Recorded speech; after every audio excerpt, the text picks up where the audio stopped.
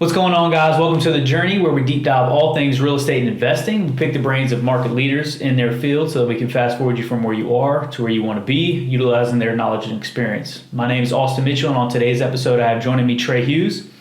So I'm excited to dive into this interview because Trey is essentially retired at 27. He lives a full-time life of enjoyment, and he was able to do that through building real estate and other businesses. And so he actually owns 17 units right now. And today we're going to dive deep into his latest subject to property, where he's been able to convert that on a per room basis, got it at $1,700 and rents it out for $3,600. So huge margins there. So we're really going to dive deep into that. But first, Trey, would you mind giving us a little background of your story? So how did you get started and how did you get into real estate investing? So how I got into real estate investing, I actually started pretty early. I'm 27 now. I started when I was, I think, 18 years old. I was just out of high school working at Champs Sports, a Foot Locker type place. And I was already in some other spaces. I was trying to make money through, card counting, blackjack, stuff like that. And it was going really well, but I've always been very entrepreneur mindset, get into making money since high school. So I started reading a lot on just, ideas like that I've come across, like real estate. And I saw this, I read this article or something on the internet about wholesaling in real estate. And I was interested. I heard that it was something that you could get into with no money, no credit. It's one of those things of real estate was well, this is cool because I have no money, no credit, nothing like that. So that's me. Yeah, that's me. I'm 18 years old. I'm this is perfect. So as soon as I learned about it, I was all right, let me read. I got I just did a lot of online research. I didn't do books at this point, but I did a lot of YouTubing, and I just learned a lot about wholesaling. So I just was binging the YouTube rabbit hole. I learned so much about it, learned how to comp properties because I saw that was very important. And then after a week or two of doing that, I researched a real estate meetup. This is when I lived in San Diego, and I just researched any real estate meetup that was in the area, and I found one that was pretty close to my area. I could just take the trolley to. I showed up, and the first thing I show up is all these people with name tags. I had no idea what I'm talking about for most of the things, but I do know wholesaling. Mm-hmm. I will say when I showed up I still had a really good understanding from all my research. I had a really good understanding about how to wholesale. So when I was there, I'm just listening to the speaker they had talking, and I'm just eating up all the information that's given. They're not talking necessarily about wholesaling, but all the other aspects of real estate.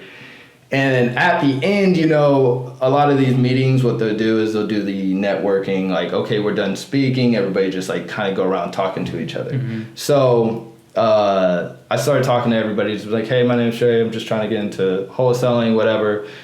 And I just knew at that time the best way I was going to learn, it was just to take a leap of faith and go up to one of these people that were actually on the panel. Mm-hmm. Not just a lot of people that go there are just people trying to make it vibe too. So if you want to make it, I'm not gonna, in my mind I was I'm not going to talk to people who are trying to make it. Mm-hmm. I need to be talking to the people who are doing it and actually successful. So I asked the people on the panel, I'm hey, I'm trying to get into wholesaling, and I'm 18. I learn well, I pick it up fast, I know a lot, I just need somebody to help me and teach me. And they were hey, there's a guy over here, his name's David, and he's 27, he flips properties, and he's a millionaire in the area, he's a young guy. And so as one of the guys on the panel, I just go over to him and I say, hey, I'm trying to learn. I need a mentor for real estate wholesaling. I would love to work with you in any way, shape, or form. Is there anything I can do to get you as a mentor? And he looked at me and he said, oh, well, I'm a busy guy. I got a team. I do mentorships here and there, but it's really not my thing. A lot of people just kind of bail and stuff like that. So it's not really something that I'm looking for at the moment. This is what he's saying, but here's my email. So he gave me his card, and with his email, he said, just email me and I'll get back to you. Sure enough, I email him the next day, no response. But the thing is, follow-up is huge in real estate. It's like staple for making deals happen. I didn't know this at the point at that time, but I think for 3 weeks straight, every morning I sent him an email. Like every morning I sent him an email, hey, still wondering if you're still open to doing this. After like week 3 of doing this, and I want people to understand, like I did this for 3 weeks. A lot of people give up by this time. After 3 weeks of doing it, he emailed me back and he said, yo, like you've been hitting me up every day. Like this is kind of what you need to be successful in the field. I got a guy who's my analysis guy. You can go meet him and I'll start you off, working with this guy. So pretty much that next week, well, he first gave me 10 properties. Sorry, it wasn't even like he just gave me the mentorship off the rip. He sent me 10 properties to comp. He was like, let me test your skills. Here's 10 properties, comp them on Redfin, stuff like that. So I used Redfin to compare the properties he gave me. I gave him all my values, and he saw like they were all within $5,000 to $10,000 off. And he said, wow, so you learned this on your own? Like, good. You're good enough. You could come on. So he started having me work with his analysis guy, which was a guy who actually lived on the beach. I'd go down to the beach at 7 a.m. to meet up with him, and he surfed at 5 a.m. every day, come back, start working. So I got to see this guy who's like 25, 26 years old as well, just living a life in Mission Beach in San Diego, just with his dog, going surfing every morning and then talking and calling people every day. And it just seemed awesome. So with him, I learned the process of deals. He'd give me all this shit, old deals, pardon my language, but the old deals that were just, years old. He's like, we've called him 100 times. So he started me off on that. And I think I was there for about like 6 to 8 months that I was just learning, calling. I made no deal happen. I didn't do anything. But I'd call, and honestly, looking back at it today, I still didn't do enough.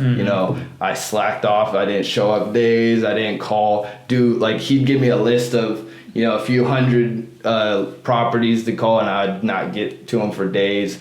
But I was still there pretty much most of the time, at least seeing how he operated. He'd teach me how to analyze the deals. This is the analysis guy too, not even the main guy, because he's out there actually doing the flips. But I learned a lot from that guy, and I was there for about 6 to 8 months before I ended up making a decision to join the military. And there's a rotation of a few agents that were trying to get mentorships, and they would quit after a couple weeks. So I was there long, but I think I was on the brink of doing my first deal, and I, being 18, didn't really understand. I'm like, I'm doing this, I didn't make money. Yeah, I'm over it. I'm over it. I'm like, this is kind of I liked it, but I didn't know if I was doing the right thing. So I kind of was like, let me get into the military. I know a lot and I learned a lot, but maybe if I get into the military and I get some money, I can get going more and doing some of the other things I was looking into. So that's my start into real estate. When I first started learning, it was about 18 to 19, and I was working with them. Yeah. So. Okay. So yeah, you got a lot of foundation laid in that, and then you went to military, and then you told me that you used your VA to really leverage that first property, but by then you've already had a lot of experience in the real estate game, so you kind of knew what the deal was by the time you got there. It definitely made it very helpful when getting into the later part of my career in real estate, because in the military I took about that 2-year break to do military stuff, get qualified and all this. And when I finally got my current business partner, one of my best friends, we were together in the same barracks. We started just wanting to do more stuff and get into it. I told him about real estate and all these other things. We started researching, reading again. Now we start reading, read Rich Dad Poor Dad, all this stuff, and started going to real estate meetings here. And as soon as I went to the real estate meetings here, I did the same thing. Went to the guy. It's like, who's the guy? They're like, this is the guy. Like, this is the guy. He's the wholesaling master around here. And I was like, all right, cool. I started talking to this guy, Sean Bowen, and he started teaching me. Like, me and him spent, I think, like 3 hours after the meeting just talking. And he was like, yo, you definitely know what you're doing. You just need to, you know, get out there and hustle. So that started the next year of trying to wholesale again while I was in the military. So I learned a lot from him. Again, it was just simply going up to the man and being like, hey, I know that I'm new to this. And I think a lot of people are very fearful of just doing that. They think they're just going to get rejected, and that people in the, you know, in the space just don't want to teach, you know, people how to do what they do. But in reality, it's like, it benefits everybody for you to know how to wholesale, especially, you know, somebody who's teaching you who flips or is in wholesaling, because if they teach me how to do that trade and I can do it good, and they know they can trust me when they want deals, and they've taught me they can trust when I bring them a deal. And they know my loyalty is going to be to usually the people that who taught me how to get where I was. So they're not going to ask for much money. You shouldn't have to spend like $10,000-$20,000 on a mentor. You can, but it's very, you know, sketchy for the most part. It's usually all free. Real estate has so much free knowledge. So all the books that I read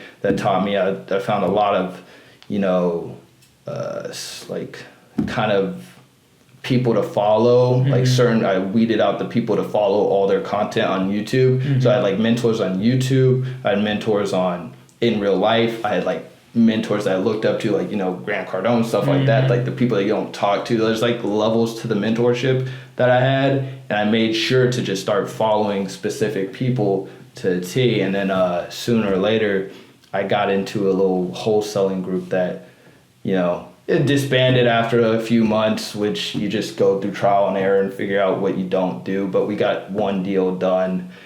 And then we disbanded, and we realized, like, we're kind of all just doing the same job. That's not how you run a team.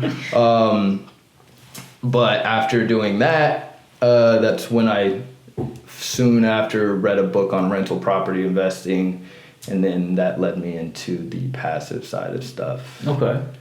Excellent. Well, then, so tell me now. Let's dive into your latest subject too, the one where now you took over a $1,700 payment and you're making $3,600. So, what did that look like? How did you find that deal initially? Yeah. So, I'm a real estate agent as well at the time. Well, I'm still a real estate agent, but because I was working with, you know, friends and people that were trying to buy investment properties, I was helping people get it. I finally came across one of my friend's coworkers who was trying to sell off his like rental properties. Well, actually, you were talking about the current one, right? The current latest one. The latest one. The latest one. Well, actually, same since I was helping my friend buy an investment property a couple years back, and this is in the same area I invest. It's in student rentals, so I helped him pick up this property, and he was going to house hack it. And he was house hacking it for a few years. He was making money while living there,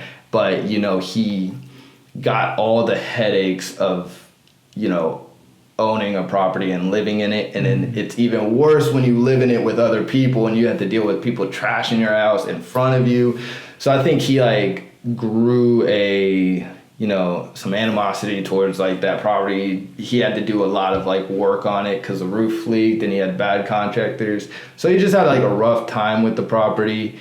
And, you know, I'd always be there to try and help him out. And then finally, him and his wife and his baby, they wanted to move down to Florida and start new there. And Daytona to get into like, you know, he's trying to be a pilot. He's getting out the military. He wants to buy property down there. And he's telling me he wants to sell his house. And I told him, I was like, don't do that. Don't do that. Like, just take my management team. I'll hook you up. You don't even have to think about it.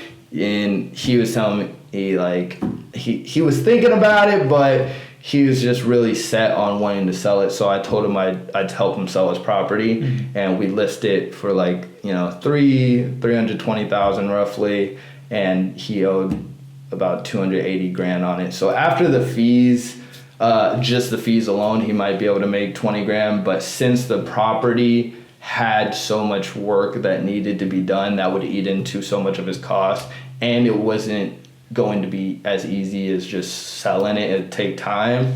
So we had started getting it ready to list, but then I realized, like, after all this, I'd rather just, you know, offer him something where he'd make more money from me. So I offered him like $15,000, you know, I think up front, and then $100 passive. You know, he thought about it, and it was just kind of a perfect deal. I told him he didn't have to worry about all the repairs and all that, because I'd take over, you know, that responsibility. Because, and it was, again, I told him, I was like, as soon as I take over this property, like, it's going to be as like a week later that I have it filled with tenants, like, and you can do the exact same thing that I do. And I want to stress that, because a lot of people will feel like, oh, why'd you take it when, you know, he couldn't. I was like, I wanted him to do it. I wanted him to keep that deal. That's why I got him the property. But he just wanted to start new, so it gave me an opportunity. Luckily that I knew him, I'm friends with him, that he was like, you know what, you can have it, and I can give him a deal that would actually benefit him and help him move into the new property that he bought down in Daytona. So yeah, I took over his payments. You know, I got my attorney to write up the contract, and then I got, his payment was about $1,700 at the time, so we took over that payment. And before we even closed on the deal, was like 2 weeks into the closing process, we already had 6 people ready to move in, and we had to like really get that contracting work, you know, done quick. Luckily, like, I knew him, so I got to do a lot of the work while we were still closing. So as soon as we closed, like 2 days after, tenants moved in, we had to rent it out for $3,600, and that's phenomenal. So a couple things there. So I mean, it sounds like you had this friend that you were obviously listing the property. He was a little distressed, beat up, burnt out from dealing with all the negatives of that property, and then y'all had it listed. So this was something you told me that you didn't share, but like you did your due diligence as far as like trying to help him out and get this property top dollar for him. But even you had it under contract, and you were explaining to the potential buyers that, like, look, this is what you need to do. Oh, yeah, no, actually that was and that's why I get these two mixed up. That was actually still the first subject too. Okay. Yeah, and they were very like similar. They both were $320,000. They're both, because my first subject too is where I had that one selling. I was on the listing. I was like trying to sell it for him, and I'm telling even the clients that are buying the property for the other agent, I'm like, hey, tell them, like, if they ever want a management, I can hook them up, because I get no benefit from it, but I like to help people. I just like to, you know, send them, you know, my knowledge of like, hey, if they ever want to rent it out, they can rent this thing out for about that one's about $3,200, $3,400. And I said, you know, if you guys, you know, keep it, you can live in it. It's a good house. It's going to grow in value. All you have to do is update the cosmetics a little bit, and there's about like 20 grand at least to add in value there. And they just, you know, they backed out of the deal. And this is for this first subject to property I got. And when they backed out of the deal, my client, he's, you know, trying to move to San Diego. He's getting stationed out there. I was like, hey, you're going to make about 10 grand off the deal. You're going to have to do a lot to the carpet, the wall, stuff like that. I'll just take it off your hands for like 6 grand up front, give you a passive income, and then like 8 grand on the back end when I refi or sell, stuff like that. And he was just like, well, I'll make more money doing that. He didn't need like all the cash right there, but that just made sense to him. I made sure my deal was better than what he'd get if he sold it. And by doing that, that's how I acquired my first subject to property. So, you know, both of them came to me. The 2 subject to properties this last year and a couple months came to me simply just by being an agent and, you know, helping people out, and it just like kind of fell Right. on, like, the opportunity presents itself. And I feel a lot of people don't realize in this space there's a lot of subject twos that are available, and people are like, well, how do you get a subject twos? Like, you have to look for them. You do, but there's always somebody that that is trying to sell a house, and you can just be like, sometimes there's not that much equity, especially when there's not much equity in it, or there's a lot of work to do. You're like, hey, I'll give you $5,000, and people just don't know how to do a subject to deal, and they don't know like how it works, so they don't even know that's an option. But if many people might have an uncle or a friend that's selling a house, and a subject to deal could get them in the door to real estate, all they got to do is just have that knowledge. Many people that are 18, 17, 16, anybody you don't need credit, you don't go through a bank loan, so you're as long as you get the capital. And a lot of times people obtain subject to deals without even putting money down, because you don't have to put money into it. I just did it because they were going to make money off a sale, so why would I not give them, that? A lot of people might need to move but can't sell their house. So sometimes it's enough just to be like, hey, I'll take over your payments. Yeah. And like, here I'll take over the closing costs, or sometimes they'll even do that, and you now got pretty much a free rental that you don't own the mortgage to, but you own the rights to the property, because you own the property. You can sell it, you can flip it, you do whatever you want with it, but you just have to make those payments to the previous owner. Yeah. And I think that's a massive opportunity, especially in this area. So, like, I mean, if you're a full-time real estate agent, you are on the front lines. Like Trey, literally, you fell into those deals without knowing that you're going to become an expert in doing that. But, like, y'all are on the front lines. Y'all see what your sellers or your buyers are going to net. And if it's a good deal, I think from what you're telling me, obviously smaller equity is good. So we're in a military town in Hampton Roads. So there's a lot of VA loans, 0% down. That means high loan to value ratios. And so even these guys that need to be out, or female, in a year, 2 years, 3 years, they probably haven't developed that much equity in the property. And so and they need to go quick. And so these could be perfect opportunities for you to take over the payments at a lower interest rate and then rent it out. So you went on and then you sold all of your stuff is right around the university here locally at ODU, and you rent out per room. Yeah. To maximize the profit. And so this is an interesting concept. We talked about it with Joe on the last episode, but do dive into, so when you look at a property and you're kind of underwriting it, it's not this property will rent out for, $2,000 based on comparables. He's looking at, okay, well, if I can get each person in there for $500, $600, $700 a month, now this property is actually worth a lot more in cash flow. Oh, and it actually makes sense. That's another thing. Like, sometimes the reason I'm able to go into these properties and be like, I'll offer you 5, 10. The last one that I did with my friend who moved down to Daytona, we offered him 15 grand, and sometimes it doesn't make sense to do that, because we offer him 15 grand and then we gotta, do the contracting work to get it ready. Right. Still gotta make some repair costs.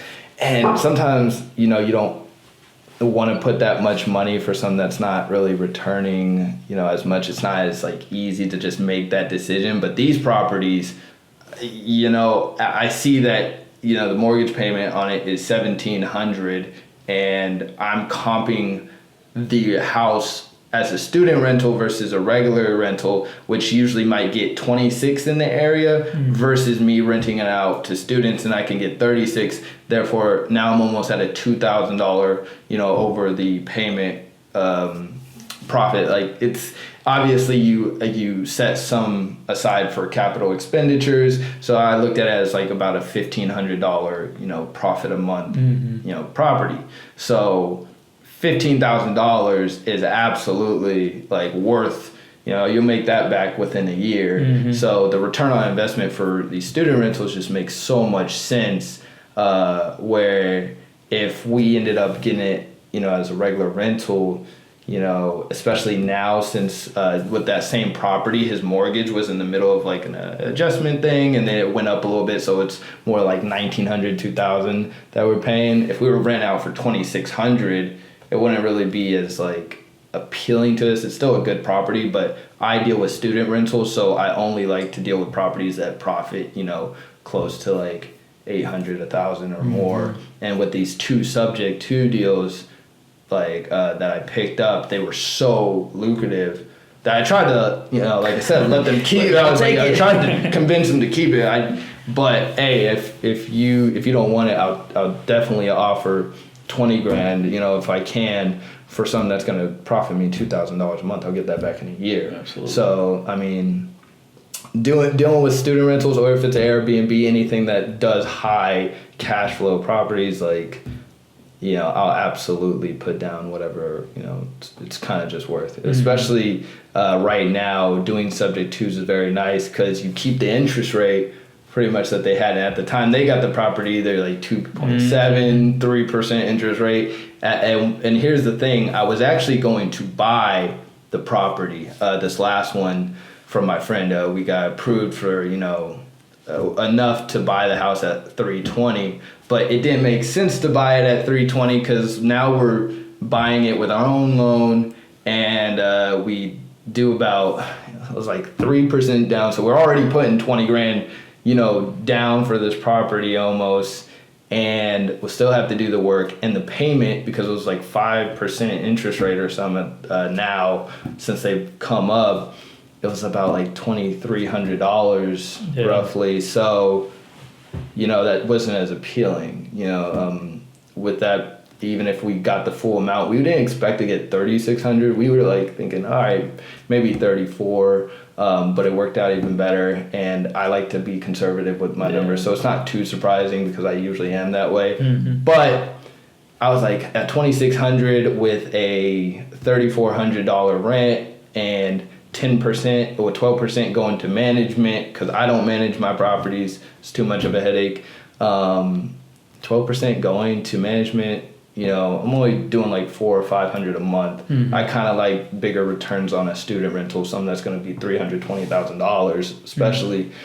So yeah, well, the subject to just made all the sense, you know. You got 2.7 interest rate that he was at, and then $1,700 payment, $2,000 after, about $1,500. It's like double, triple everything. Oh, absolutely. And I think a massive thing to understand to perfect this strategy is you need to be in a place that can accommodate or understands like a rent by room. Like if you go out into suburbia world, like not near any jobs or anything, and the median age is a little older, it's going to be hard to get a bunch of 35-year-olds together to rent out 5-bedroom. But what Trey has figured out is that you need, if you're around schools or military bases, these guys, ladies, they're, you know, 18 to 22. Like it's very normal at that time to split rent, cut down on expenses, and share these rooms. And so what he's done masterfully is like positioned all of his properties right around these universities, because there nobody's going to question that. Yes, like maybe 10 miles out away from the university,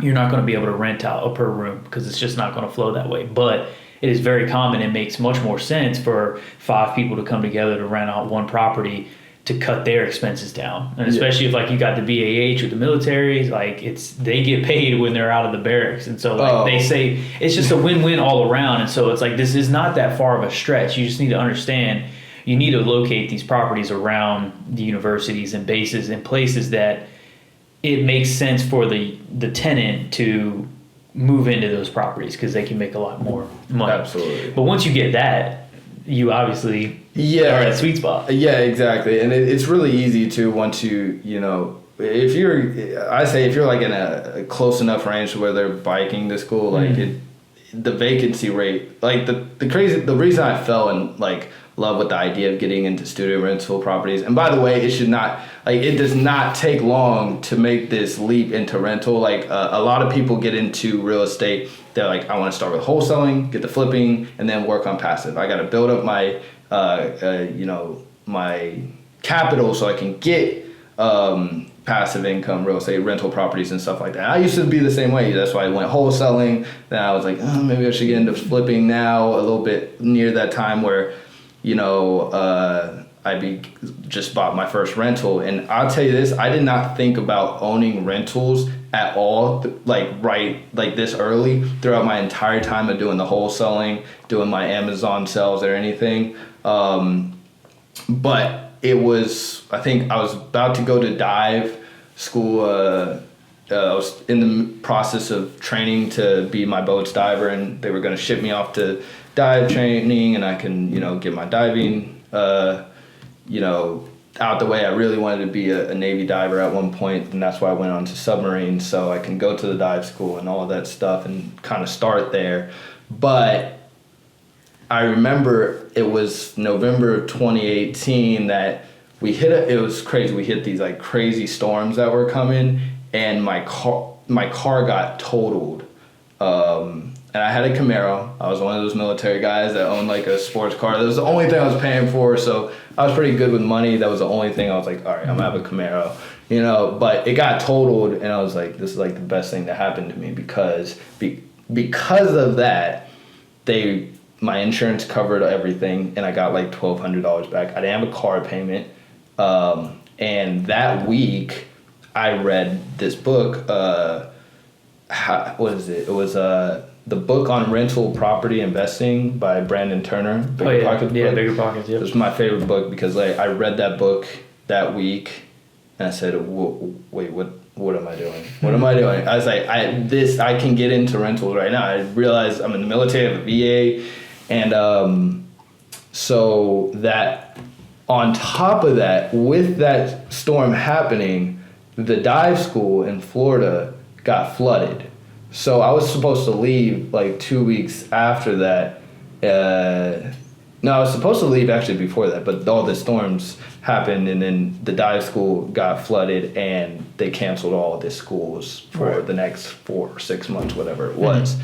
So because of those two things aligning, my car got totaled, and I didn't have to, go to dive training anymore.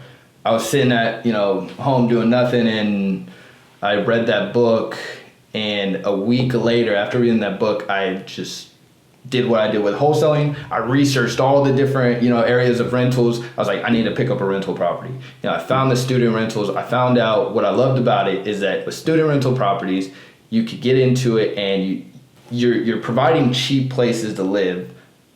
You have, and it's pretty much one of the biggest things was crash proof. Mm-hmm. Student rentals during like the '08 crash and all that has always been, stable, because when we go through a big financial crash, people go back to school. People need cheaper places to live. People want roommates. Mm-hmm. So it's already a good idea when the market's down, everybody's, having hard times, they're going to live together. So even throughout, the decades, like student rentals are pretty safe relatively to, the way the market's going, because it's just, you're providing cheap homes. Even though you're renting out the house for more, mm-hmm. it's cheaper to live there. And on top of that, people are like, well, why don't, who's going to want to live in a house with other people? I'm like, college students do it every day. All the time. And I learned about my college, and you can't do this with any college, by the way. You got to make sure you know the college. And when I was,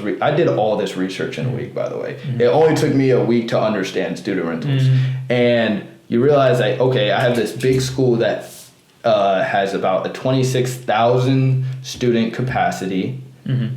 They house and dorm only about 4,000 to 6,000. Mm-hmm. So there's 20,000 students that need a place to stay. The math is there, and it's a big college. So, and then I look up, I comp the odurent.com area. I look up all the different rents in the area, how much people are charging per room. It's about $500-$600, per room on the, average. And the math just checked out, so I was like, student rentals just seem to be the business. It's a lot more turnover, but less vacancy, more money, and less risk when it comes down to, crashes happening. So I think it was about that next week, this is all within 2 weeks, I got approved for a loan.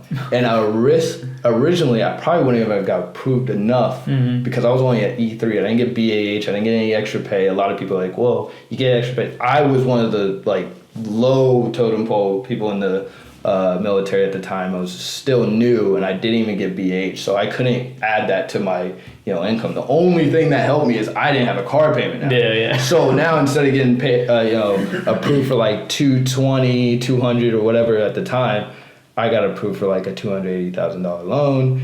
And yeah, I think a week later I put my first property under contract.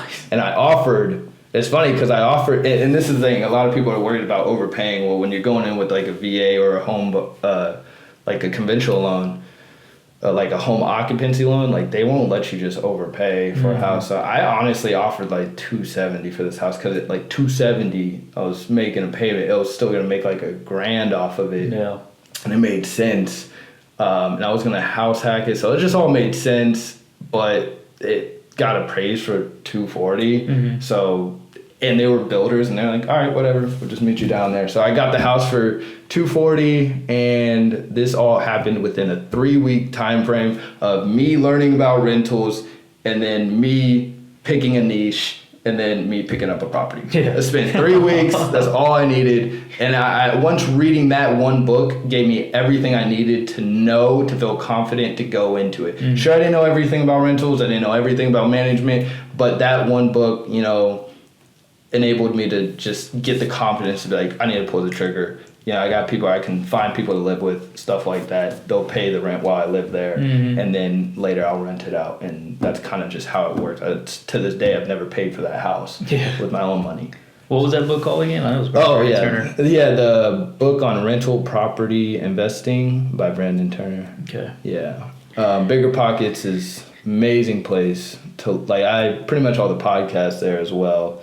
Where I just picked up a lot of rental knowledge now, but absolutely. And I feel like the speed to implementation on that was phenomenal. And so I feel like if there's one takeaway, especially if you're in a position like you have clients, especially sellers, that you could potentially leverage this. If you can offer a better deal than what they can do selling, then you could probably hop into this as well as soon as possible. Speed. Pretty much all the deals I picked up were just because as soon as the opportunity came, I was on it.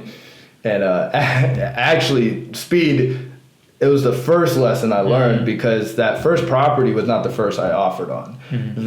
Mine was a 5-bedroom. And remember, we rent out per bedroom. And this is what I saw as an agent and dealing with just friends trying to buy houses before I was an agent. And they were trying to get into the same field.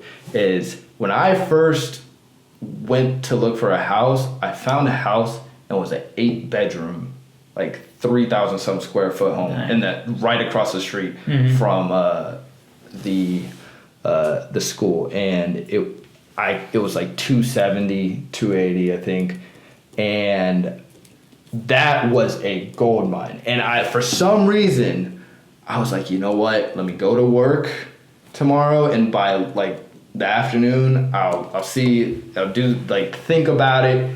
And then I'll put an offer on it. Yeah. I waited until after lunch. I was like, you know what? I got to pull the trigger. So I could have done this yesterday, but I went to make an offer on it, and they got put under contract an hour before I sent up that offer. And I was like, if it's a good one, it's going to go quick. I should have known that. They just hit the market. I was like, that just made so much sense to buy that. So I was really frustrated, obviously, at the time. And that house is probably worth close to like $400,000 today. Yeah. And that probably would have made me an extra, like an extra $1,000 for that. But I learned right there, I was like, if you're not on it. So when I found that next property, I was like, game over. Yes. I'm taking it to 5.3. It's new, like it profits. Let me get it. I sent up the offer and then did a little negotiating and we got the deal. So. Nice. And that happened to a lot of my clients and a lot of my friends that tried to get into deals, is they would think about it too much and not realize. I tell them all the time, I know when I find a golden property, like student rentals, I'm always looking for a good property, but when I find one that's that's it, it's a golden deal, like it's going to make you over 1,200, over 1,500 a month, I know instantly that I've never had a problem, calculating, doing the math in that moment, saying this is it. And if you don't make that deal in that moment, somebody's going to take it. And every time somebody thought about it, they lost on that deal and they had to settle for something else, because they don't just come every day. Yeah. But if they're there, you got to, bounce on it. Just like with the last 2 subject to deals, it was, just I'm going to offer it to you now. I'll figure it out. Subject to is pretty easy to figure out once you understand it, though. So. Well, I think that's great, man. And then to, not to run this too long, I feel like if anybody wanted to get in touch with you to contact and, chat about subject twos more, where could they reach you? The best place? The best place, honestly, is going to be Instagram at Trey_Alexander_Hughes. I don't necessarily use social media that much and for networking, but people do hit me up on Instagram all the time. Old friends, people that see what I do, because my lifestyle is kind of on there. I don't hide anything. And they always want to know how I get into it. And I'm always willing to reply. I always, tell people everything I know. If you have any questions, I am an open book about it. You can, my TikTok page kind of has some content on real estate. I used to be a dancer, and then I don't make content on TikTok anymore, but you can find me. I'm sure if you look up my name, Trey Hughes, it'll pop up, but I changed the name to Velo Tech, which is a gamer thing, because I wanted to try out a Twitch stream at one point. But you definitely see me. It's a verified account on there, so just look up my name and I think it comes up. And I have some good little clips. You can find my real estate videos that I made for a little bit on student rentals, how to use the VA loan, stuff like that. But you probably won't be able to message me on there. It's kind of, I think you have to be friends to actually get messages. So it's better just to message me on the Instagram account, and then I'll reply. Perfect. Yeah. And then I'll link those in the description too, so that way it's easy to find. And then any questions you have for me, you can reach me at raisingcapitalrealty.com, or you can find me on BiggerPockets. Just search Austin Mitchell. I'm on there, and I do a lot of communication on there too. But anyway, I do appreciate your time, Trey. This is phenomenal. Honestly, this information is super helpful, especially anybody trying to get into subject to. I feel like even this whole per room model, this is becoming a thing, because exactly like Trey said, you don't want to compete trying to make more expensive properties, because you're always going to get, it's just, you're going upstream. If you can make properties cheaper and still figure out how to cash flow, now you're being creative and you're blending with what's going on economically. And I feel like those are the people that are going to survive long term. Holding out, trying to think that you could push rents up higher and higher and higher than what the market can support, it's all going to come crashing down. But this model is extremely fascinating, because it's, to me, it's everything I've heard is it's the most profitable, and you don't need $1 million mansions. You bought the $280,000 property, and it's cash flowing like crazy. So anyway, I will also say about it before we move on from that,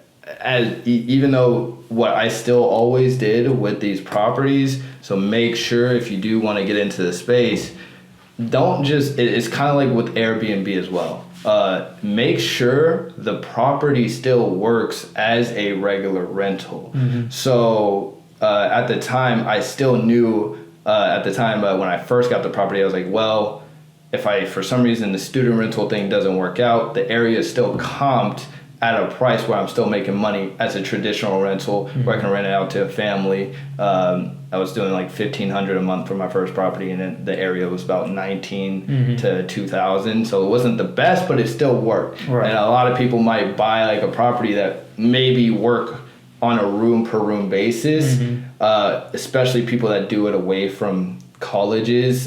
Some people, or buying expensive college rentals where you're paying $3,000 a month on the mortgage almost, and it's it works at $3,800 because it's per room, but you're not renting that out for $4,000 as a regular rental. You might rent it out for $3,100 maybe, right? And now you're in the negative. So make sure when buying student rentals that it works as a regular rental as well. Always have a safety net, so I never do anything too hasty, and I always make sure the numbers work to favor me in a crash situation. I have to change up the strategy so it works from multiple avenues. Perfect. Now, I think that's extremely beneficial to have your contingency plan and understand, like, absolute worst case, can I still not sink on this property? And I think that's perfect. Yeah. Excellent. Well, I appreciate it, Trey, and we'll be talking soon. Thanks. Absolutely. All right, bro. Appreciate you.